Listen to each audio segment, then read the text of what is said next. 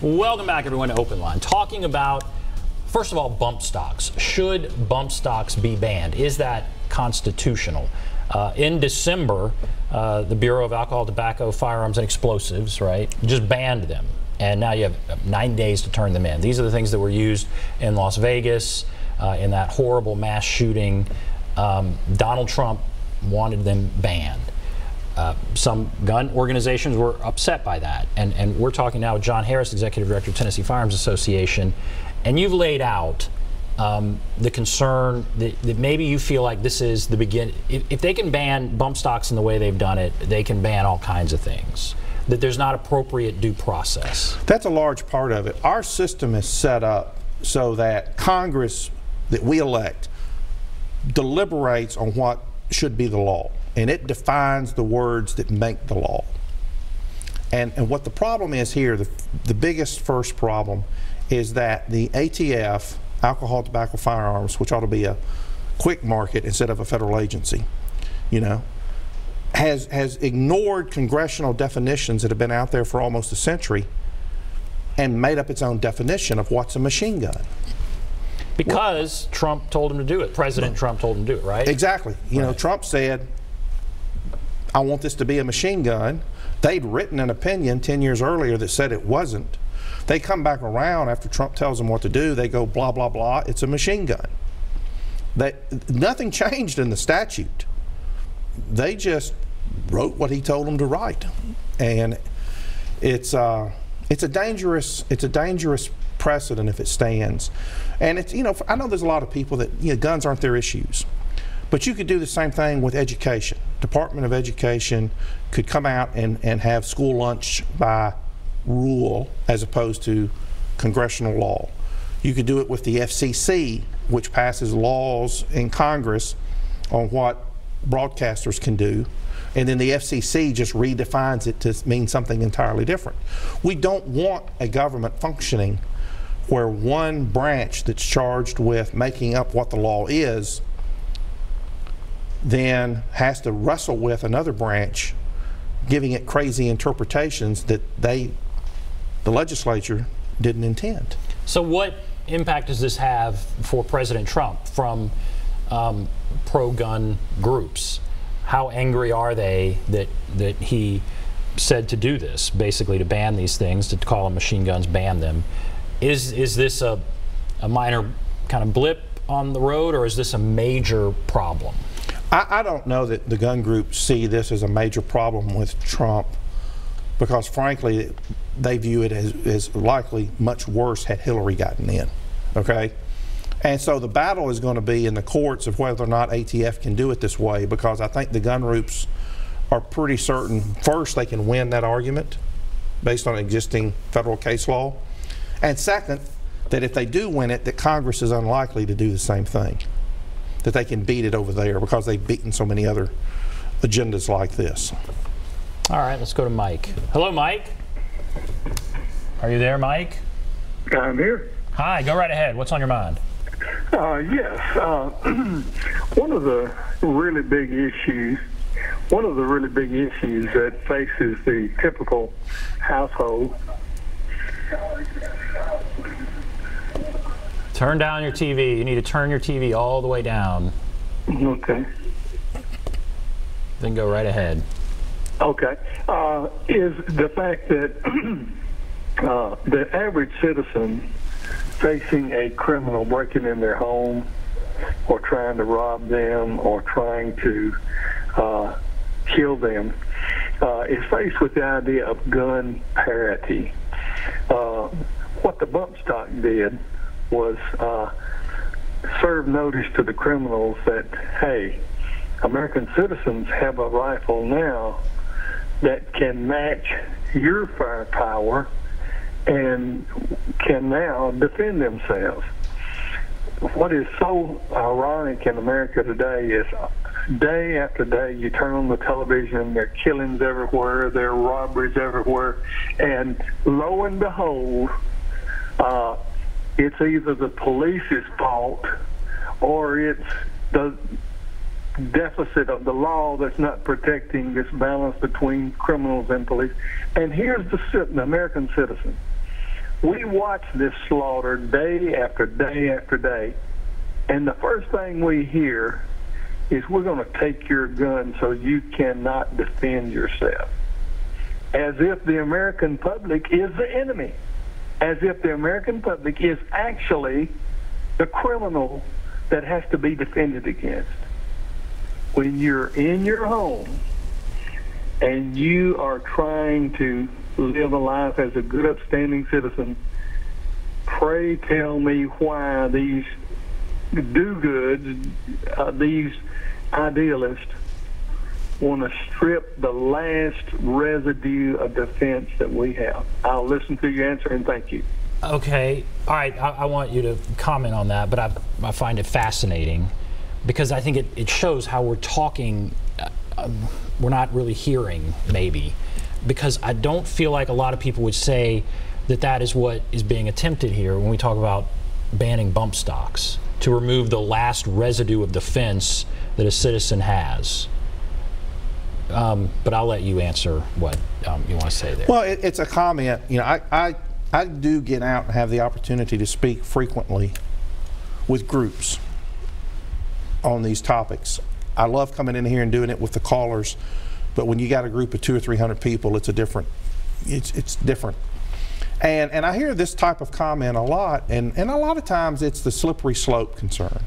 You know, you'll hear people say, and they're accurate, that the Second Amendment is not about duck hunting or deer hunting or my pocket pistol. It's about me having weapons that a soldier would want or need or desire. And there's 2 Tennessee Supreme Court cases and at least 1 U.S. Supreme Court case that specifically says that. So if those cases were accurately decided, the question becomes, what military grade weapons should a civilian have a right to under the Second Amendment as it's written? And which military grade weapons are too extreme for a citizen to have access to under the Second Amendment? Now, one way this issue gets addressed, if ever, is will the country tolerate a rewriting of the Second Amendment? And if it will not, or does not, then that Second Amendment language, whatever it ultimately is decided to mean, limits Congress's ability, limits the ATF, limits the president, limits the courts.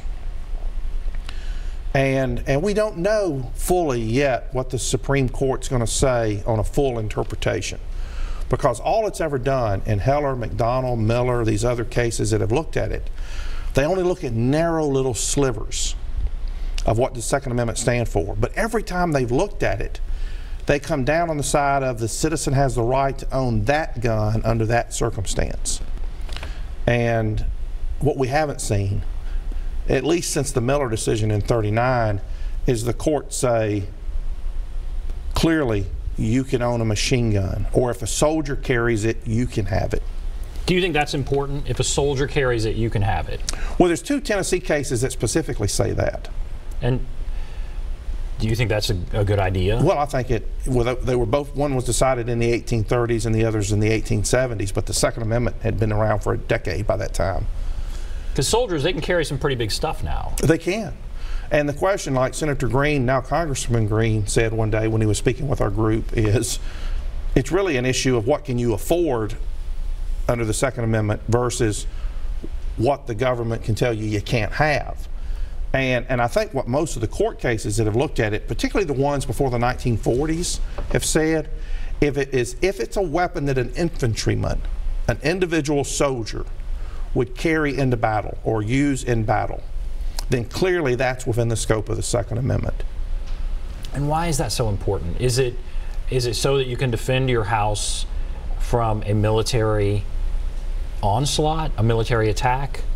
Well, no, the Second Amendment and the constitutional provisions like Article 1, Section 26 in Tennessee all came about in the late 1700s by men who had fought their government, England, for freedom to establish a nation. And they firmly believed, and it's embodied in the Second Amendment and the early jurisprudence, that citizens, and Scalia said this in Heller, have a pre-existing right to own weapons suitable as arms, and all the Second Amendment does is prohibit the government from infringing that. Right. So the question becomes, and the court hasn't fully answered this question, is what are those arms? What's the full boundary of those arms? Now, the gun advocates say it's anything the infantryman would carry. But you look at the colonial wars, the Revolutionary War, citizens owned cannon. Well, that's not a civilian. You know, they didn't hunt turkeys with those, but they owned them. Right, right. We have in our Constitution a provision that I've almost never seen a case talk about it, letters of reprisal and marque, which are letters that Congress would issue to authorize private merchant ships to do battle with pirate ships and other, but they were armed ships. They didn't just bump up against them, you know. So where do you come down? Where does Tennessee Firearms Association come down, or NRA come down? What is the appropriate amount of firepower a citizen should have, I guess, access to in their home? It's a personal choice issue, and at a minimum, based on the Second Amendment and the Tennessee constitutional provision and the Supreme Court cases interpreting, particularly the Tennessee provision, it's anything that a militiaman, an infantry soldier, under current battlefield scenarios would want or carry. So a bazooka. Couldn't an infantryman, they could carry a bazooka? They could carry a bazooka, they could carry certainly full autos. Mm-hmm. And that's an interesting component, because if you look back at the 1934 National Firearms Act, which defined civilian ownership of machine guns, it was passed under the tax code, like Obamacare, not under the criminal code. And the reason was, when you look at the debates, is they just come through prohibition. And Congress knew, it's in the debates, they couldn't ban civilian ownership of machine guns because of the Second Amendment, but they could tax them. So it was a $200 tax in 1934, which was high, on the transfer or purchase, but they couldn't ban them. Couldn't ban them, but then they could arrest them for not paying their taxes on the That's gun. They arrested them for failure to pay taxes. All right, so we have to go to break, but I want to fully understand this. So are you saying, I guess there's some who think we need to obviously dial way back where we are with guns. You've got all the way to the no gun. Others, it sounds like you're saying they need to dial it way up. I mean, if you're saying a bazooka and anything that a military infantryman can have, and today a military they could have all kinds of stuff. Well, I've got friends that own field artillery. Now, what you can't own under current ATF rules is anti-personnel ammo, but you can own the artillery. You can own a tank that's operational. I've got multiple friends that own those, but you can't own the anti-personnel round. You can own black powder cartridges. You can order, well, it's like the cannons that we see in Civil War reenactors. Almost all of those are privately owned. You know, we just don't think of people these days using cannons. So, okay, that's fascinating. All right, we're going to take a break. If you want to call in, there's a number. If you're on the line, hold on. We'll get to your call, I promise. There's a number, 615-737-PLUS, 615-737-7587. Take a break. Be back right after this.